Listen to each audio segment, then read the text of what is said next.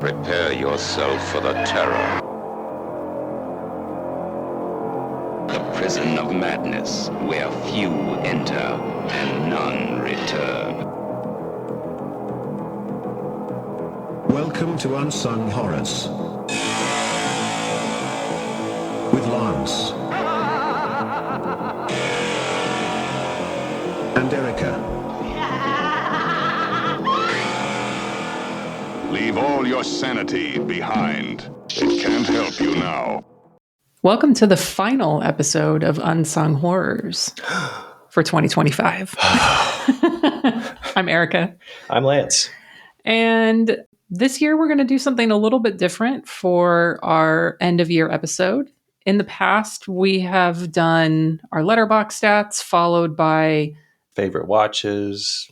Yeah. And, this year was a little bit different because I went to Lance with this and I said, look, I don't really have anything to talk about for favorite watches of 2025 that we haven't already talked about in the podcast. Right. And we like to make sure that, people get their ear money's worth, if you will, and not just sort of repeat, the same movies over and over and just, bringing those back up. So I had the idea that we, instead of talking about the past, let's talk about the future and let's talk about our resolutions for 2026. There you go. What do we want to do? And, what are we planning on doing to accomplish? I'm going to be completely vulnerable and might be made fun of for how many blind spots No, there's no shame in what you have not seen. No, I know. There's trillions of movies out there. Millions of movies out there. I'm like, billions? No, we're not even at billions yet. There's millions of movies out there. And there's stuff that I still have not seen. And I'm sure that there's some blind spots that I will fill next year that I will talk about. But before that, we are going to talk about our Letterboxd stats. Full disclosure, we are recording this at the end of November. So these are subject to change, but we'll share our final results in our Discord, which is where you should be as well. That's right. All right. Lance, let's start with you. Who were your most watched actors? I do want to point out that I haven't watched as many movies as I have in the past. Oh, yeah. It's been a kind of a crazy year for both of us, when it comes to like personal job stuff and all sorts of stuff, traveling. Yeah. So I haven't even hit, although it's still my goal, I want to hit 365. Okay. I'm about 80 plus away, and I got like a month and so. That's a goal for the rest of 25. For this, yeah. I'm hoping my holiday break will be work will be chill, and I'll just watch like 8 movies a day till then. I mean, on that topic though, this year has been my lowest viewing number since 2019. I'm not counting 2018 because that was I was only on Letterboxd for like half the year. But listen to these numbers. 2019, 412. 2020, we all know what happened then. 1,045 movies. 2021, 894. Still ridiculous, but not 2020 numbers. 2022 was 711. 2023, 552. 2024, roughly the same, 559. This year, as of today, is 380. I'm going to hit 400 because John and I are doing a marathon on Thanksgiving. I've got a bunch of movies lined up to watch for the book for the end of the year. So I'll probably just barely break 400, but that's still going to be the lowest number I've had in years. Same. Yeah. I'm sitting at 284 logs. So yeah, I'm going to shoot for 365, but we'll see what happens. Okay. Cass, you wanted to jump right in? Yeah. You said most watched cast? Who's your most watched cast folks for this year so far? Okay, let's do top 5. Mercedes McCambridge. Of course. Who I think a lot of these are going to be, well, we'll explain it. Obviously, we covered Run Home Slow. Mm-hmm. So she was my favorite part of that movie when we covered that on an episode earlier this year. And I really dove into her filmography. Loved everything I watched with her in it. And then if you listen to Horror Gives Back, this was a great idea to do our episode in this format, our end of year episode, because most of my favorite watches were in Horror Gives Back. of the year, and most of them were Mexican horror. Mm-hmm. So my next actor is Lorena Velasquez. Hell yeah. The best, the queen of cinema. Yeah. Then we have Joaquin Cordero, Dr. Satan himself. He's also in the Book of Stone. We wrapped up our episode with Abraham Castillo Flores, and yeah, it was cool to bring up a lot of these actors that are in my top. Carlos Agosti, Germán Cobos, who was also in another one of our episodes that we covered, Sexy Cat. Sexy Cat. Sexy Cat. He was in Lola Cult, Reverend's Cult, Hidden Pleasures, which is fantastic. Yeah, those are my top 5. So my top 5, and not even my top 5, my top 2, 3. Well, yeah, I'm looking at mine. I'm going down to top 12, and they're all, other than Mercedes McCambridge, they're Mexican horror or Mexican cinema actors, Okay. which I love. So I'm scrolling down my top 40 actors, except for one, are all Hong Kong actors. That one is Ice Cube, right? It's got to be. It's Christopher Lee. Oh, okay. He's the only non-Hong Kong actor that I have, because, Lance and I did some work on Hong Kong. We did a commentary together for Haunted Tales, so that involved quite a few watches. I did a couple of video essays or booklet essays on some releases, and so there's just a lot of Hong Kong going on in this house in general. And so, and the hard part is like I don't even know who some of these people are, because they're just probably like background characters in random films. I know who some of them are, like Ching Mao. I know who he is. I know who Ku Feng is. Eddie Koo. I know who that is. But this guy, who's my number 5, Cheung Chok Chow, who the fuck is this? I don't know. But I watched him in like 10 Shaw Brothers movies. He's the Carlo Mancini of Shaw Brothers. I think I have a lot of Carlo Mancinis on my top 40 list here. My top one is 14 movies for Yang Chi Ching.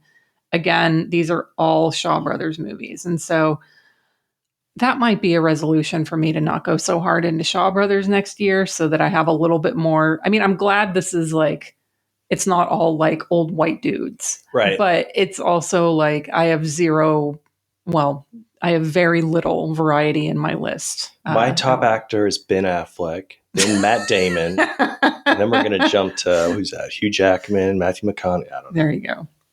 So yeah, my cast is not very diverse here. I think I've got one woman in here. It's Mama Hung, who's probably, oh no, there's 2. 3. There's another one, Ching Li. Sorry. So, but out of 40, that's, it's not great. So it's going to be hard though, because fucking Shout Factory keeps coming out with their box sets. Yeah, doing great work. I've got the purple box coming from Arrow. That I just got my shipping notification for that. So, but thankfully a lot of those I've seen, so I can be like, all right, I'm not going to fucking watch those this year. Right. But hopefully, by setting the resolutions, I can say, no, I am going to diversify next year. So we'll see. What about you for directors? Oh, for top directors. Yeah. Okay, David Lynch passed, so he's my top. I did so many rewatches of his. So yeah, early in the year, a lot of David Lynch. Then I have Jess Franco, who every year he pops up, I feel like, in my top 3 or 5 at least. Okay. Some of those watches were due to Mercedes McCambridge being in a few of his films. Okay. 2 Undercover Angels, which was my Sexy Cat double feature. So a lot of these are podcast related. Okay. Which they usually are, but specifically this next director, Muti F, who, we did the Haunted Tales Shaw Scares Volume 1 commentary for. Then Scorsese made it top 4 for me. I actually watched, a few of his films twice. The Last Waltz, which I usually watch multiple times a year. I love that documentary.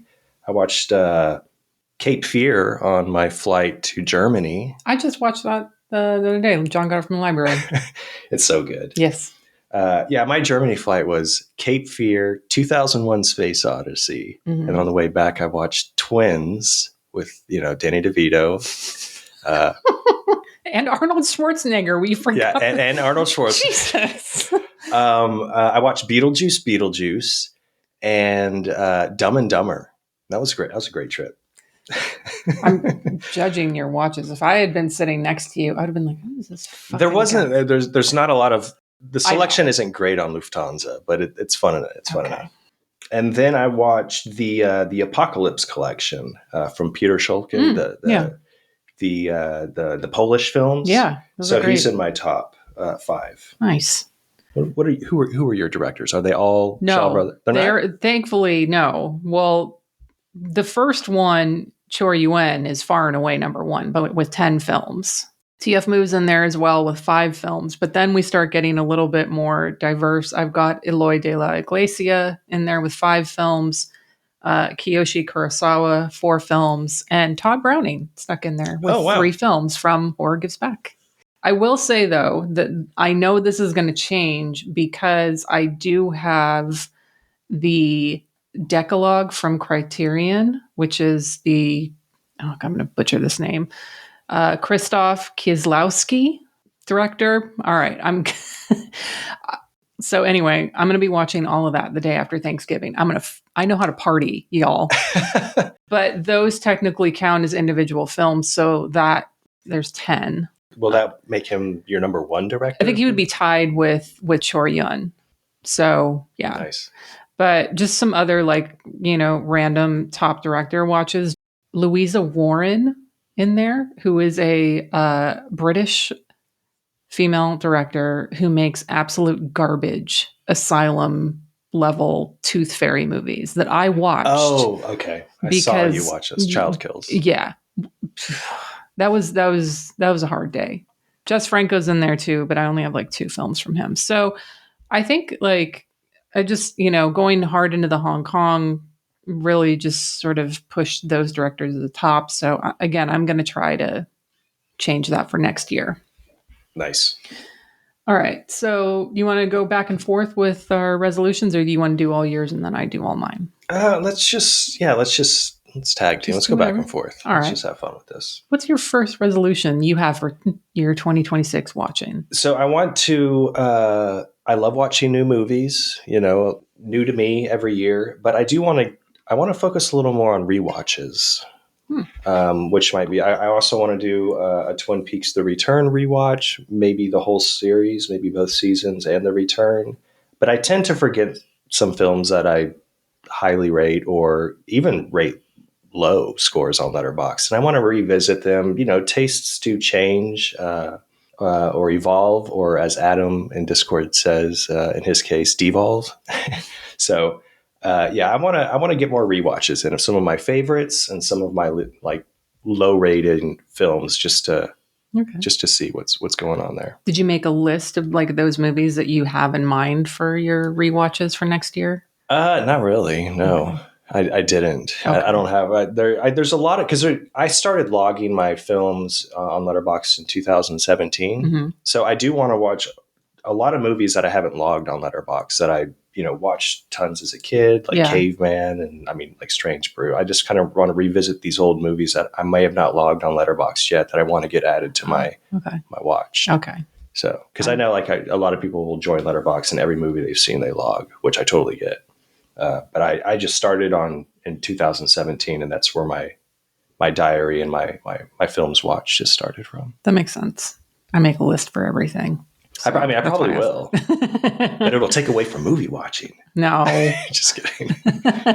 What's one of yours? So one of my first resolutions, and this is sort of piggybacking off the fact that I just had to watch Listomania, and I fucking hate Roger Daltrey, and I fucking hate The Who, but I am done with the Ken Russell, Roger Daltrey movies. I suffered through Tommy. I suffered through Listomania. And I need a palate cleanser. And so I was looking at Ken Russell films and I was like, all right, there's a bunch on here that I haven't seen yet that I know are going to be really good and some not so great. But I'm going to try to make Ken Russell one of my top directors for next year. Okay. But all new watches and possibly a rewatch of The Devils just because it's perfect. Yeah. So I've got Trapped Ashes on my list. That's on Canopy. I've got Savage Messiah on my list. I've got a DVD of that. We Love Video has Whore and Fall of the Louse of Usher. I love that title. Although I've heard it's not great. So I'm keeping expectations low for that one. The Music Lovers, I think that one's streaming. The Boyfriend, I'm going to have to track down somewhere. And then I saw Valentino is on Tubi. So I've got 7 planned of new watches for Russell for next year. So that's my first goal or resolution, is to watch more Ken Russell, watch more good Ken Russell that doesn't have fucking Roger Daltrey in it. God, I hate him. We're always Stop it. I have a resolution too, but it's not specific to a director. I just want to watch some of the classics from the greats. I have some blind spots from Kurosawa. I have no films logged from Fellini. There's some Hitchcock's, most of his older stuff. I'd like to go back and watch his earlier work. Some Buñuel, Julio Bracho. There's a lot of, focusing again on Mexican horror cinema. Yeah, I want to fill in a lot of the cinematic masterpieces that I just haven't logged. Fellini's on my resolutions list for next year too, because John got me the box set, the Criterion one, for Christmas last year. Yeah. It's still unopened. Yeah. And I feel terrible about that. So Fellini for sure. More Pasolini that I have not seen yet. I love my Italian trash. We both do. Yeah. You know? We're watching it next year for sure. But like, I'm like, the amount of Italian trash that I watch versus like the classic films that I should be watching. Like I was rewatching part of La Dolce Vita, preparing for the Miskatonic lecture, because I wanted to make a connection between that and Who Can Kill a Child, and I was watching that and I was like, this is so good. Yeah. And I was like, why don't I do this enough? Exactly. You're right. And that's where I'm like, I'm looking at like all the greats and all these movies I want to see, like La Dolce Vita and 8.5. I mean, there's masterpieces I haven't watched, but I'm like, there's Don't Panic right here. I could just pop this on, and I feel you. Yeah. And again, like you said, the Fellini box set sitting on your shelf for, maybe over a year. That's another resolution. I have unopened Blu-rays on my shelf from 5, 6, 7 years ago that I want to bust those open. Yeah. And I need to get to my physical media and watch some of the special features and watch the movies again. And that'll go in some rewatches too, because I buy a lot of stuff just for special features. So I think that's what I want to do too with a lot of the rewatches, is really focus on. I would love to rewatch RoboCop for the 500th time, but oh wait, I haven't heard this commentary yet, even though I just, things like that I think I would want to do. I'm going to continue to be as frugal as I was when I was unemployed about buying movies going into this year, because I have so many movies that we have not watched yet that are unopened. And if I really am like, ooh, you know what? I really need to watch Gene Dillman because I've never seen it. I can get from the library. I don't need to buy it. I saw that this year at Paramount. Yeah. Their summer classics. I meant to go and then I didn't. And I still, I have 2 free passes I need to use before the end of the year. Thank you for the reminder. To Paramount? Yes. Yeah. Good luck. You want to go? I'll go with you. Yeah. Okay. I was just waiting for the invite. Okay. So I was like, you're just staring at me. I'm like, yes, Lance, you can go. Like, hello. I haven't even seen what their programming is for the rest of the year, but me neither. I got to use them though, and it's going to be free. So that's all that matters. All right. What else you got? So, every year, and it's probably going to be the same next year, but my US films, the stats by country just kind of overshadows my foreign international films from other countries.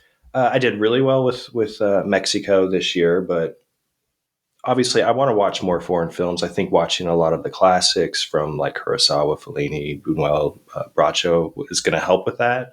I want to dive more. I haven't watched a whole lot of South Korean cinema.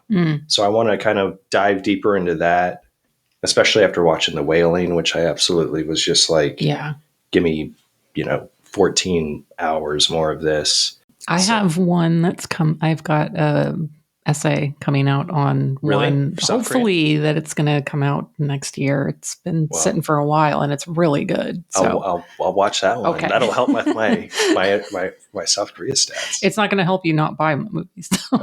Yeah. Well, yeah, I've been frugal for, almost 2 years. I'm very selective on what I've been buying because I do have a lot of stuff sitting on the shelf. So I think next year I could open up a little more. Okay. And spend Or you more can money. borrow my contributor copy if I get one. Oh, you better.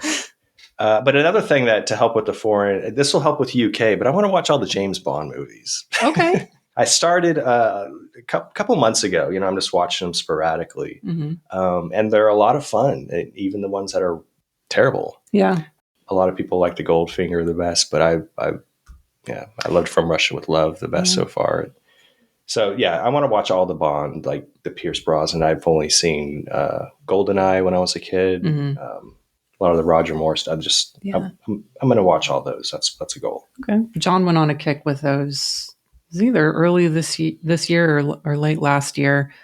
I think I watched one with him because I don't think it was during that kick. It was a while ago, and because I had literally never seen a James Bond movie in my life. I might have not even Daniel Craig done the new stuff. Oh, yeah, I did. I saw one of the newer ones. I don't know which. The one with Javier Bardem. Skyfall. Okay, I saw that and I was like, that one's good. I saw it at the theater, and Casino Royale is my favorite so far of that series. I haven't watched the last Spectre and time yet. I just, they just never really like grabbed me, and I was like, I'd never seen one of the like classic Roger Moore, Sean Connery ones. I think I saw GoldenEye maybe in theater. I don't remember though. Anyway, I watched one of them with John. I don't even remember which one it was, and I was just like, no, not for you. It is way too male fantasy for me. Oh, 100%. It's too much for me, and I'm like, no, I'm good. Yeah, that's what when I'm watching them, I'm like, I mean. Come on, is fucking Sean Connery that hot? Like he's, and it's just terrible how he treats. I mean, the thing is like, I love movies that fucking have the most horrendous fucking behavior. Yeah, like people women. getting raped. Yeah, I love give me Raped by an Angel 1 through 5. I'll watch the whole thing in one day, But like, when it comes to those movies that they're so clearly appealing to that male fantasy, I don't know. Maybe I'll give them another try in a couple years. I don't know. But when I watched it, I was like, no, I'm good. I don't need to watch any more of these. That's one reason I didn't like Goldfinger is how they treat a character called Pussy Galore. And she's so strong-willed and badass the whole movie. And of course she caves to Bond and his fucking... Actually, that sounds familiar. I think that is the one I watched because I remember being like I looked at John and I was like, oh, so she just gives in because, he's got a magic cock. Because he has like duck lips in this. I got duck lips in James Bond. Like, it's too much. But I really, they're entertaining and I want to finish them. Okay. I don't blame you. I mean, I'm a man. Good for you. Okay. Well, having said that, there is a list, the top 250 women directed films on Letterboxd. I'm only at 8%. There's obviously a lot of great women directed films that aren't included in this list, but I do want to tackle that list. Okay. I'd like to start filling that up, at least get it to the double digits. All right. I'm probably less than that, actually. So one of my other resolutions is I'm going to finish John Carpenter's filmography. Because I've only got a few. And I was like, Same. What? Completist. I'm going to do it. I've never seen The Ward. I know it's going to be bad. Oof. I know. Amber Heard. But I'm going to do it. I've never seen Elvis. So I'm very excited to finally watch that. I've actually watched, I watched all this stuff, but this was pre-2017. It was when I think it was in 2016 when he came with his first Lost Themes tour. And I watched everything with Sarah. I applaud. Good for you, Sarah. She was into it. And that's when I was going to Vulcan and renting everything. It was wonderful. But I did watch everything. I just don't have everything logged. Okay. Going back to my rewatches stuff. Yeah. What else do I have? I've got one of his Masters of Horror episodes, Pro-Life, that I have not seen. I know, but I can bang all these out in one day. This is 5 movies. That's true. The Pro-Life, Memoirs of an Invisible Man, I have never seen.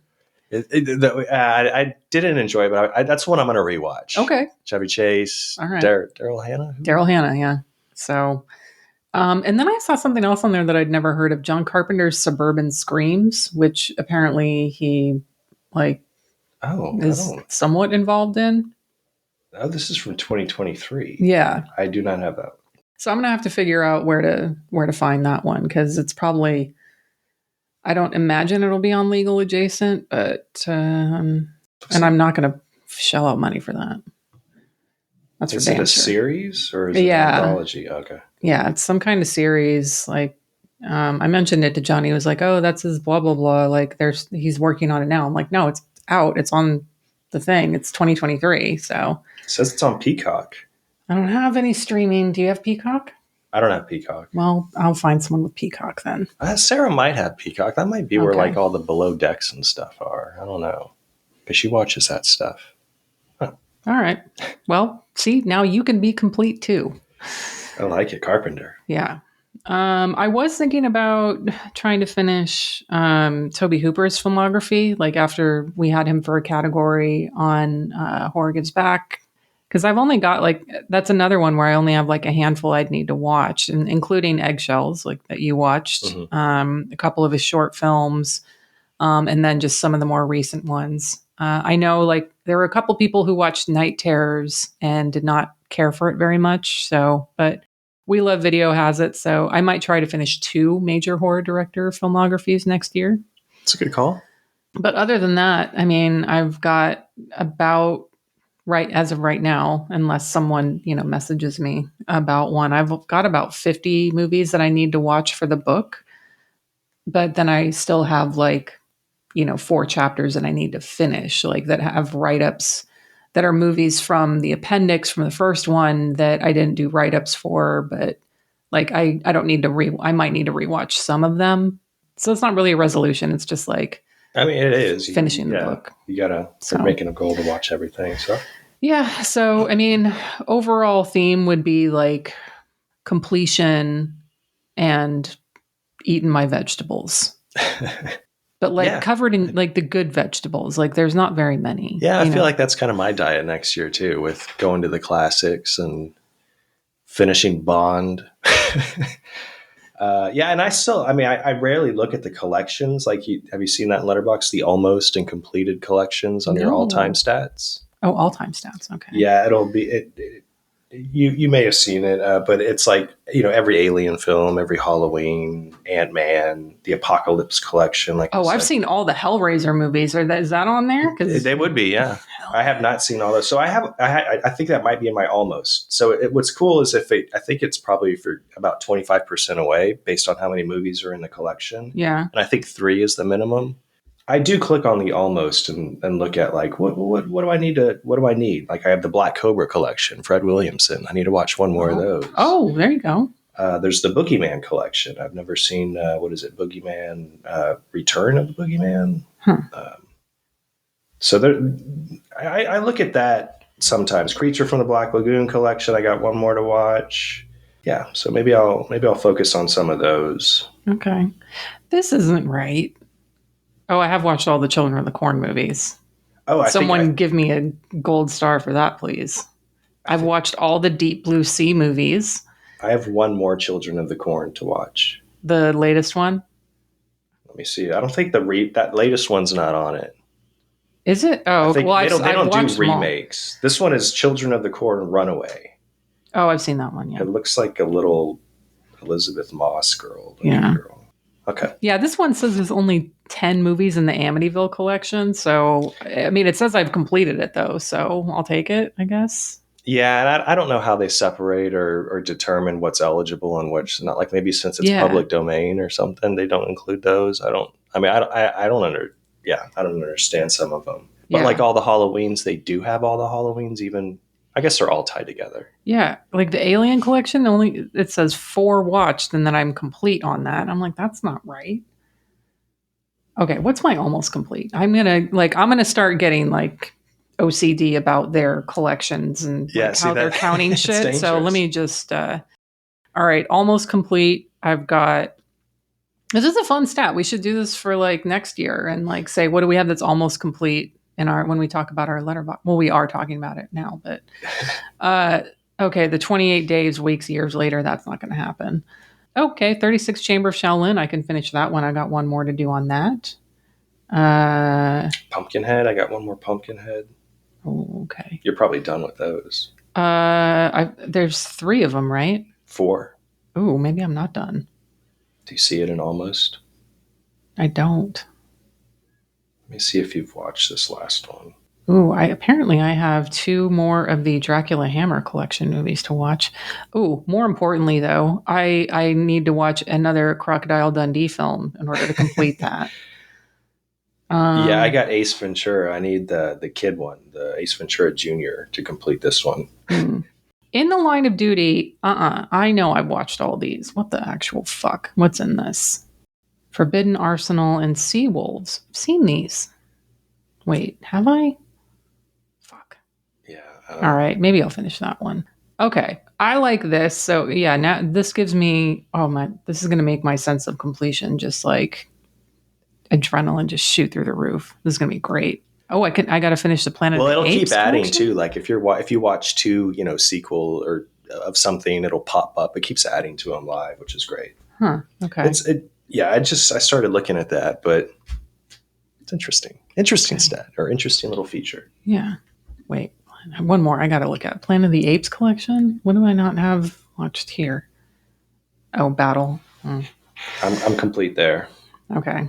Well, I guess I got to watch Battle. I got to make John watch it because we have the box set up there too. So I'm adding that to my list of resolutions.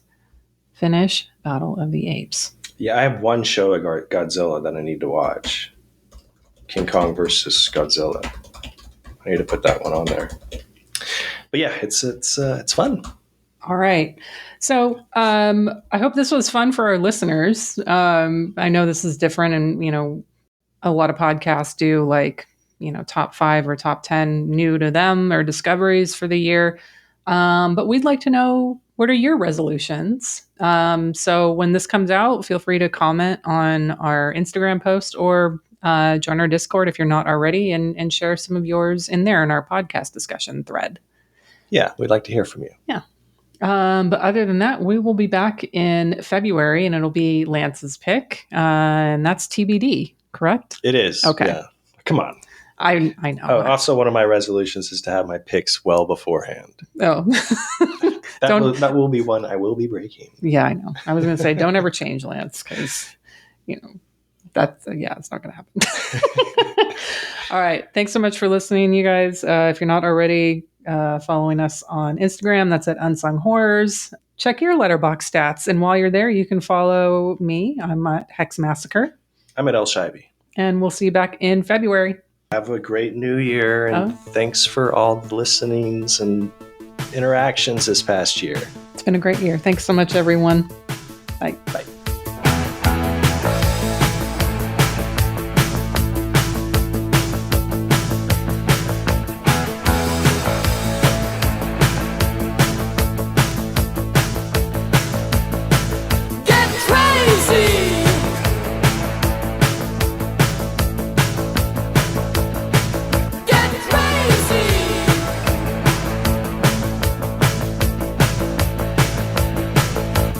Crazy.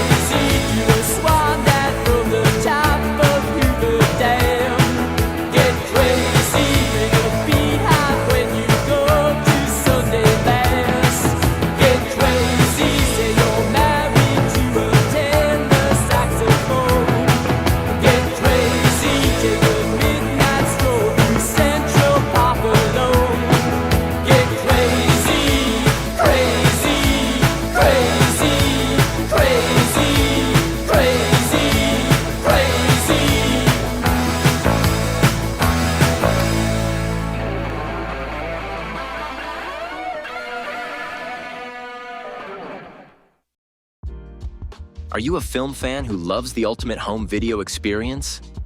Look no further than The Disconnected. Your host, Ryan Verrill, is your go-to source for the latest and most accurate information on home video releases, exclusive interviews with industry insiders and filmmakers, and has established a thriving community where every film and physical media enthusiast feels welcome. From hidden gems to blockbuster hits, The Disconnected brings you insider knowledge and a welcoming space to share your love of cinema. Watch every Thursday night at 9:30 Eastern, 6:30 Pacific for the live announcements show and follow The Disconnected on social media to stay updated.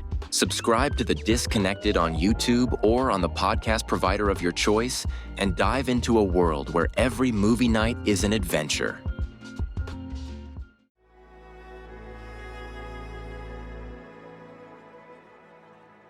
Thank you for listening. To hear more shows from the Someone's Favorite Productions podcast network, please select the link in the description